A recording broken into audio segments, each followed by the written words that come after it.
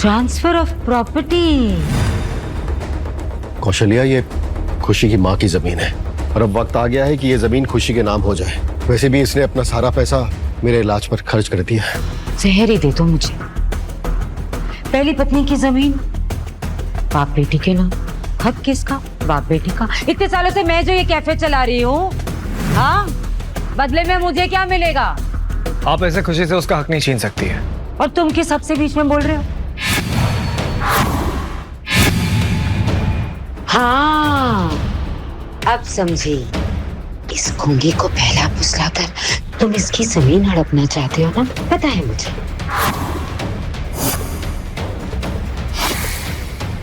वैसे कौशल्या, हक तो तुम्हारे पास भी नहीं है ये सारी बातें करने का।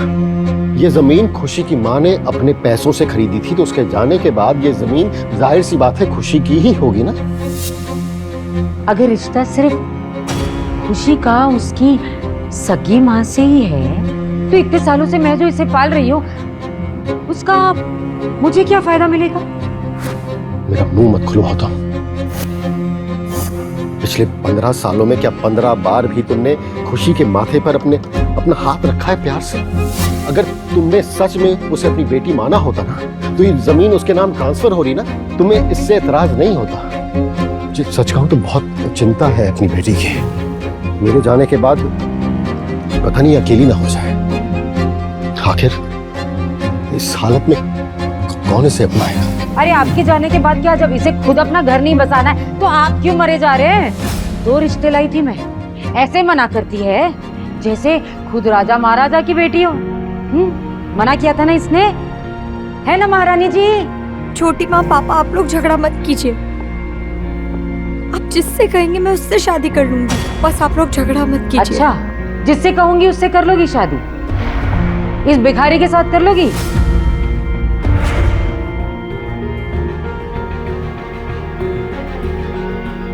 अगर आपकी यही इच्छा है तो मुझे मंजूर है। नहीं बेटा, नहीं। कैसी बात कर रही हो तुम कौशल्या? तुम अरमान की हालत जानती हो, वो खुशी का ख्याल नहीं रख पाएगा। इस फकीर को जब अपने घर ले आए थे तब ये बातें सोचनी चाहिए थी ना, कैसे ख्याल रखेगा। सिर्फ अपने माँ बाप का झगड़ा रोकने के लिए ये शादी के लिए भी मान गई। ये इतनी जल्दी शादी के लिए हाँ कैसे कर सकती है? क्या मैं इसे अपनी असलियत बता दूं? नहीं, जानवी के बाद एक और धोखा बर्दाश्त करने की हिम्मत नहीं है मुझ में। जवाब दो। क्या तुम तैयार हो खुशी से शादी करने के लिए? कभी कभी एक शादी सिर्फ प्यार का नहीं, जिम्मेदारी का फैसला होता है। मैं एक बार खुशी से अकेले में बात करना चाहता हूँ। ये भिखारी मेरे सारे किए कराए पर पानी फेर देगा। अकेले में बात करनी है? क्या बात करनी है? कोई बात नहीं करनी। तुम्हारा ना रहने का ठिकाना है ना खाने का ठिकाना। हम तो एहसान कर रहे हैं तुम पर, इसे बात क्या करनी? मुझे नहीं लगता कोई बात की जरूरत है। नहीं अरमान, इनकी बात पर ध्यान मत दो। तुमको बात करनी है ना, बात कर लो। जाओ दूसरे से बात कर लो। खुशी, जाओ अरमान से बात कर लो अकेले में।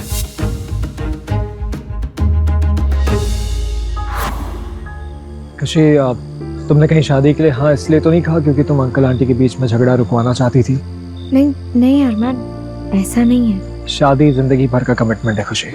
और कमिटमेंट तो उसी इंसान से करनी चाहिए ना जो आपकी फिक्र करता हो, राइट? मैं बहुत सोच समझ कर ही फैसला ले रही हूँ अरमान। अरमान, याद है जब तुम पहली बार यहाँ आए थे तो छोटी माँ मुझे मारने आई थी और तुम बीच में आ गए थे।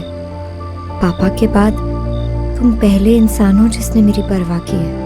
तुम्हारे पास पैसे भले ही कम हो पर तुम्हारा दिल बहुत बड़ा है। तो अगर तुम्हें भी लगता है कि मैं तुम्हारे लायक हूँ तो मैं तुमसे शादी करना चाहती हूँ। इरादा बदलेगा तो नहीं? इरादा कर लिया और प्यार भी।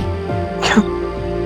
तुमसे कब प्यार हो गया मुझे पता ही नहीं चला अरमान, पर सच यही है, आई लव यू।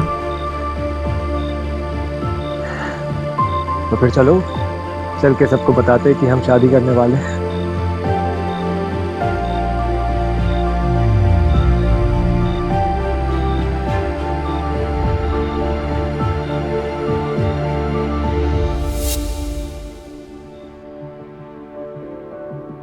ज्यादा ऐसा नहीं है, बस मैंने तुम्हारे नाम पे 5 लाख की एफडी कराई है, मेरी तरफ से शादी का एक छोटा सा गिफ्ट।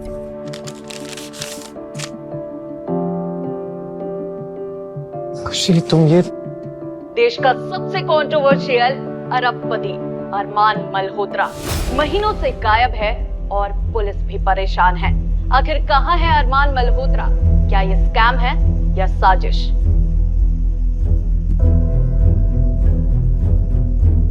अरमान, ये तुम हो ना?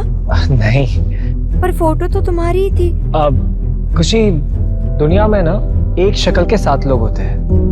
इतना ज्यादा अमीर होता, अरबपति होता तो मैं तुम्हें हनीमून के लिए न्यूयॉर्क या फिर लंदन नहीं लेकर जाता।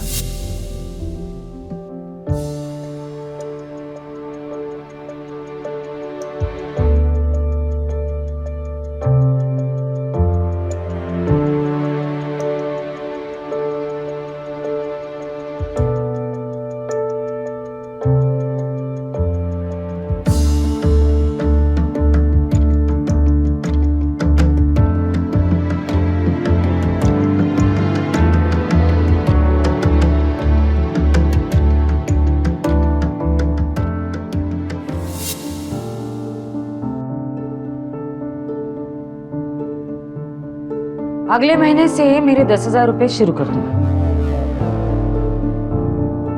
नाम कौशल्या, हरकत कैकेयी जैसी है। तुम्हारा तो हिसाब ही अलग है। जहर दे दो कोई मुझे, नहीं दे दो। दुनिया की सबसे बुरी औरत तो मैं ही हूँ, लेकिन वो नजर नहीं आता। भिखारी जिसे अपने घर ले आए हो, अब उसे फ्री में रहने की जगह भी दे रही हूँ, 2 वक्त की रोटी भी दे रही हूँ।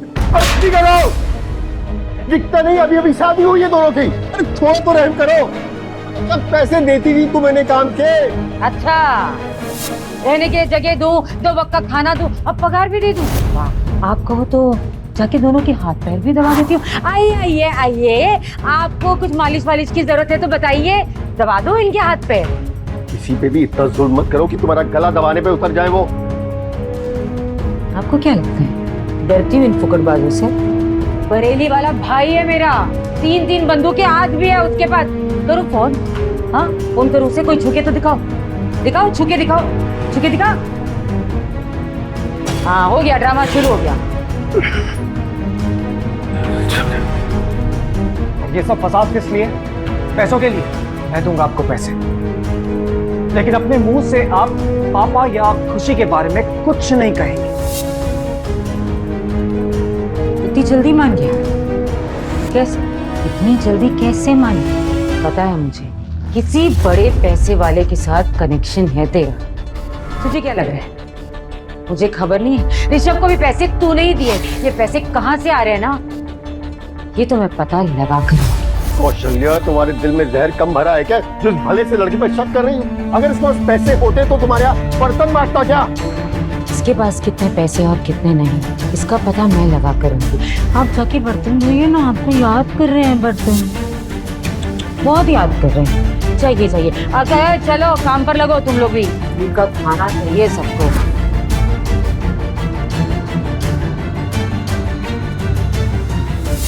मैं वक्त नहीं देखता, वक्त लिखता हूं। जैसे कि मैंने अरमान मल्होत्रा का लिखा था। आज के बाद अरमान मल्होत्रा सिर्फ एक नाम बनके रह जाएगा। और अगर फिर भी किसी को शक हो तो we have a fake death certificate. You know, that's why I like you, Janvi.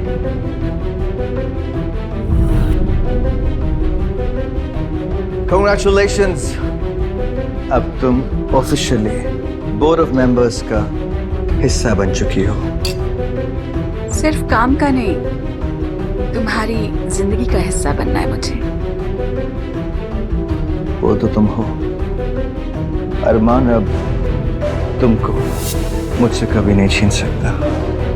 बेचारा अब पूरी जिंदगी कोर्ट के चक्कर काटता रहेगा अपने आप को जिंदा साबित करने में। बेचारा अरमान, आई जस्ट होप कि प्यार में कभी किसी को ऐसा धोखा ना मिले। You never know. Sure.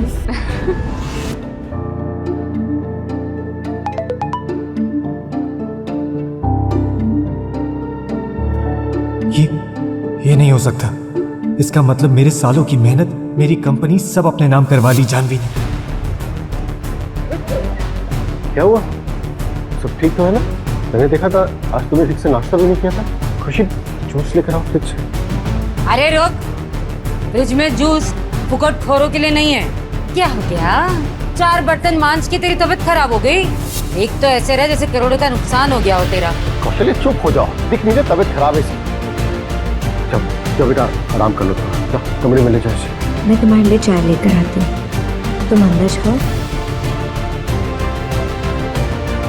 नहीं, मैं अपनी मेहनत की कमाई और अपने बाप दादाओं की दौलत ऐसी नीलाम नहीं होने दूंगा। सब कुछ वापस पाने के लिए मुझे सबके सामने आना ही होगा, और उसके बाद मैं खुशी को सारी सच्चाई भी बता दूंगा। अरमान, मुझे तुमसे कुछ कहना है। मैं प्रेग्नेंट हूँ। ऐसी और भी कहानियां सुनने के लिए डिस्क्रिप्शन में दी गई लिंक से डाउनलोड करें पॉकेट FM ऐप।